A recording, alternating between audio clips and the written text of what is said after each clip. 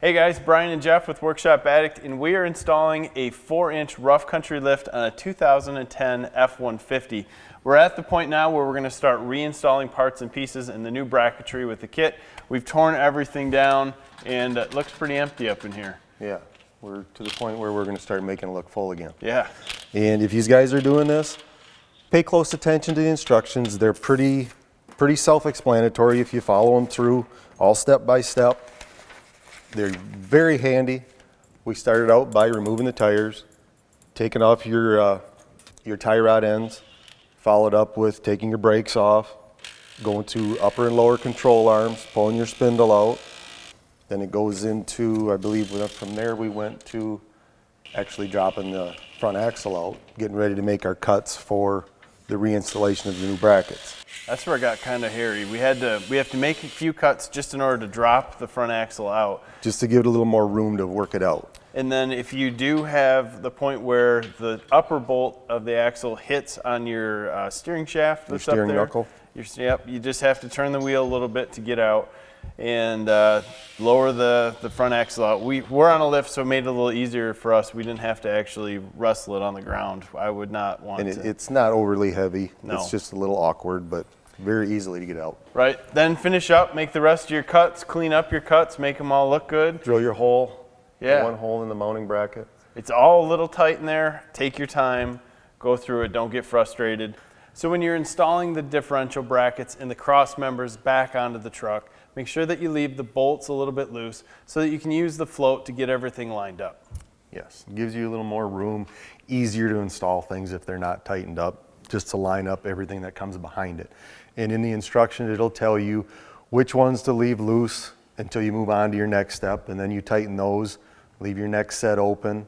When you're done with that step, tighten them up. It's all in the instructions. It's pretty simple.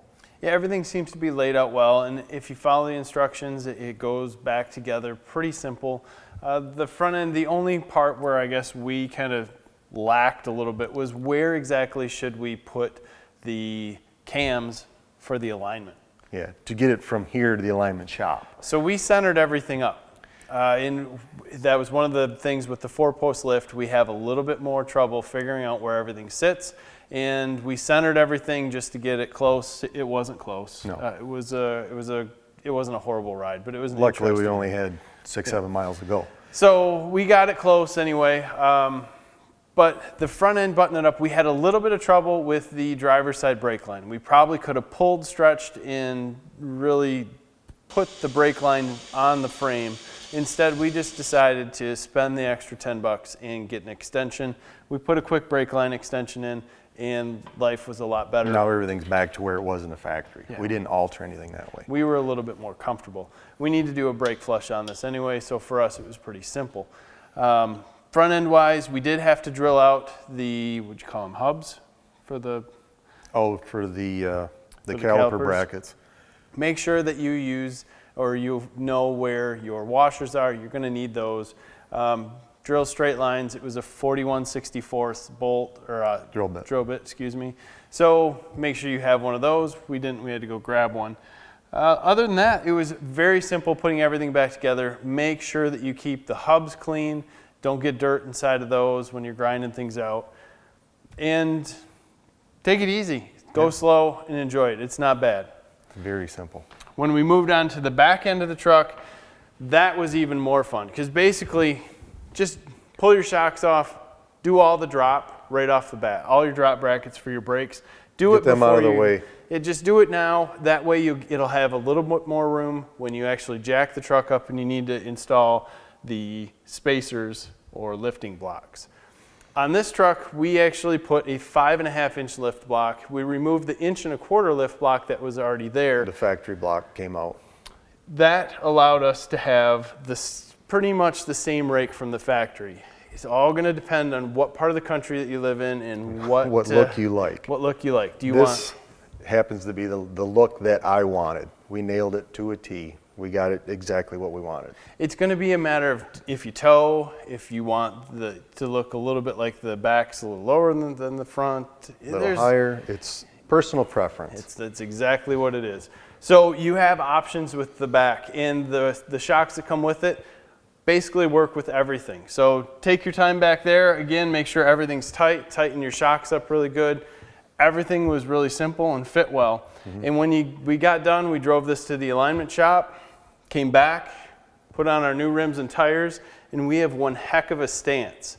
This is just an amazing looking vehicle, and it transformed 2010 pickup to something that we both feel looks really new. I mean, the style is right back there. It looks nice. And this is something that you can do at home. We had a 4-post lift, but this 4-post lift in some ways can be more of a hindrance than a help. In a way. I mean, we have done them years ago on the ground.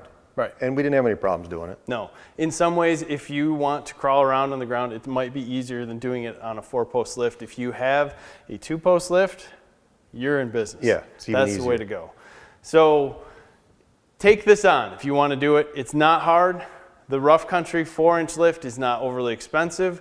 You get pretty much the same components with the rough country lift as you do a lot of the other ones with this F-150. Pick out some nice rims and tires because they set this truck off. Good job with that. Thank you. And have fun with it, guys. Stop over at Workshop Addict. We have a blog and a forum over there. Also, give us a like and subscribe to this channel. Check us out on social media. You could have followed us all the way through this project, which took us probably 3-4 weeks of working on it in our spare time, maybe an hour here, hour there. It was fun for us. We hope you enjoy it. Thanks for your time. Have a great day.